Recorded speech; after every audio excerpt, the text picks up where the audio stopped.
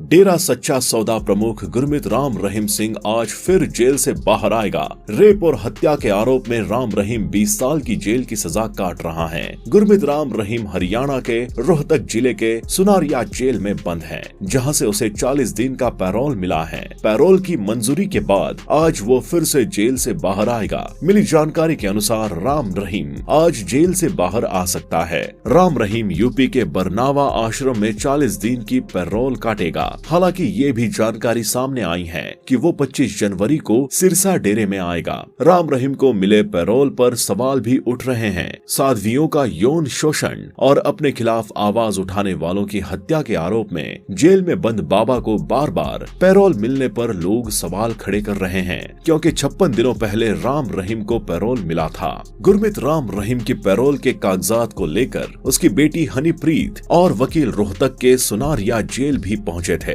राम रहीम आज कभी भी जेल से बाहर आ सकता है। हनीप्रीत ने कल शाम अपने सोशल मीडिया अकाउंट पर अपने काफिले के साथ ट्रैवलिंग करते हुए आई प्राउड माई डैड का लोगो दिखाया था, जिसके बाद राम रहीम के जेल से बाहर आने की बात कही जा रही है। रोहतक के डिविजनल कमिश्नर संजीव वर्मा ने राम रहीम को मिले 40 दिनों की पैरोल की पुष्टि की है।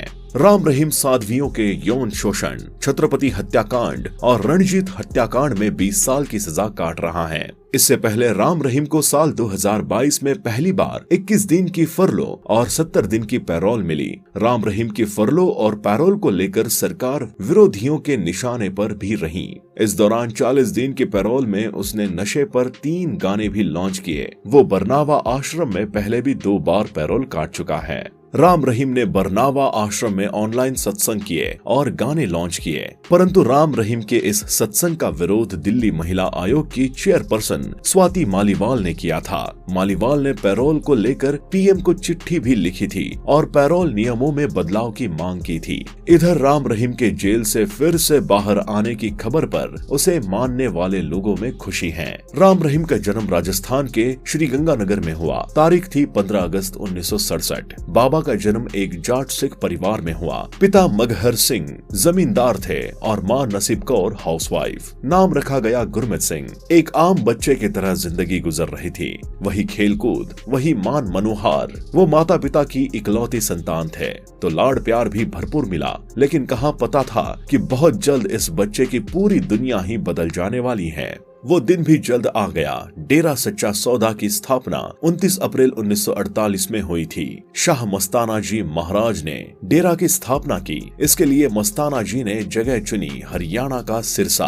कहा जाता है कि 12 साल तक उन्होंने हजारों लाखों भक्तों को ध्यान करना सिखाया। मस्ताना जी के बाद गद्दी संभाली सतनाम महाराज ने। सतनाम महाराज ने 90 के दशक की शुरुआत में ही सिरसा के डेरा आश्रम में देश और विदेश के लाखों अनुयायियों को बुलाया, जिनकी मौजूदगी में 23 सितंबर 1990 को एक समारोह में गुरमीत राम रहीम को डेरा सच्चा सौदा की गद्दी सौंप दी गई। आपको बता दें कि बाबा राम रहीम को अदालत ने रणजीत सिंह हत्याकांड में 5 लोगों के साथ उम्र कैद की सजा सुनाई है। इससे पहले वो पत्रकार रामचंद्र छत्रपति की हत्या मामले के साथ साध्वियों के यौन शोषण के मामले में अलग अलग सजाएं पा चुका है। राम रहीम की बाबा बनने की कहानी भी कुछ कम दिलचस्प नहीं है। स्कूल के दिनों में उसकी गिनती बिगड़ेल बच्चों में की जाती थी।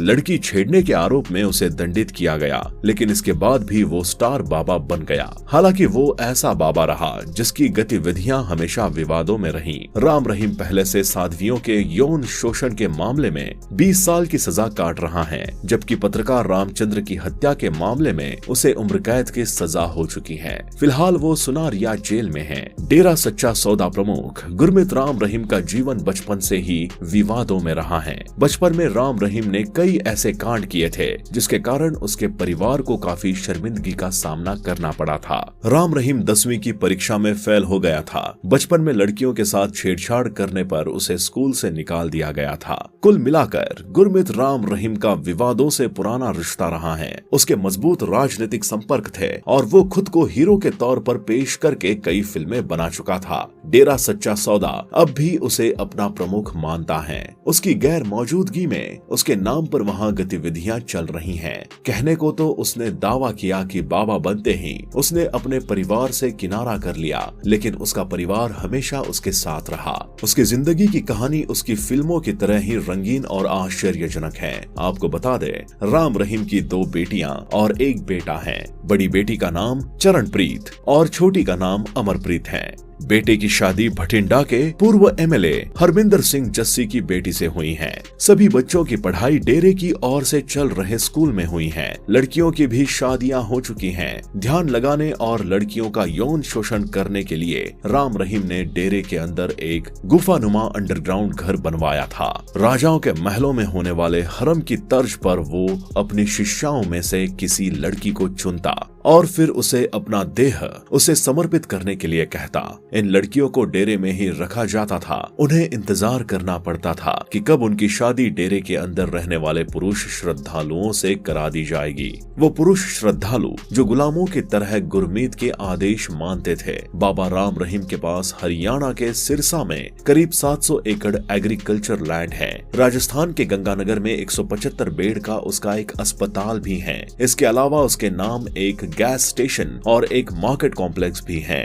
डेरा सच्चा सौदा की जमीन और जायदाद का रखरखाव एक ट्रस्ट के जरिए किया जाता है, जिसका मुखिया अब भी बाबा राम रहीम ही है। वही पिछले 4 सालों से बाबा राम रहीम हरियाणा की सुनारिया जेल में बंद है और कैदी नंबर 8647 के रूप में राम रहीम को यहाँ कड़ी मेहनत करनी पड़ती है। वो यहाँ सब्जियाँ उगाने के अलावा दूसरे काम भी करता है। जी तोड़ मेहनत से उसका वजन भी काफी कम हुआ है। सुनारिया जेल बाबा के रहने की वजह से हाई सिक्योरिटी जोन में बदल चुकी है। जेल की सुरक्षा में पैरा मिलिट्री को भी तैनात किया गया है। डेरा सच्चा सौदा का प्रमुख गुरमीत राम रहीम अपने काले कारनामों और काले चिट्ठों को छिपाने के लिए सामाजिक कार्य करना जारी रखता था, ताकि उसके काले कारनामे समाज के सामने उजागर न हो। बाबा राम रहीम के राजनीतिक दलों के साथ भी अच्छे संबंध थे। राम रहीम के सामाजिक कार्य के वजह से डेरा सच्चा सौदा से अधिक संख्या में सिख दलित जुड़ते चले गए और समाज में फैली असमानता जात पात से हाशिए पर आगे बढ़ते गए। तो दोस्तों, एक बार फिर ये पजामा मैसेंजर ऑफ गॉड बाहर आ चुका है। आपका क्या कहना है इस बारे में, आप हमें कमेंट बॉक्स में जरूर बताएं। साथ ही वीडियो पसंद आई हो तो वीडियो को लाइक करें और चैनल को सब्सक्राइब करना ना भूलें। हम आपके लिए ऐसे ही इंफॉर्मेटिव वीडियोस लाते रहेंगे। तब तक के लिए बाय बाय।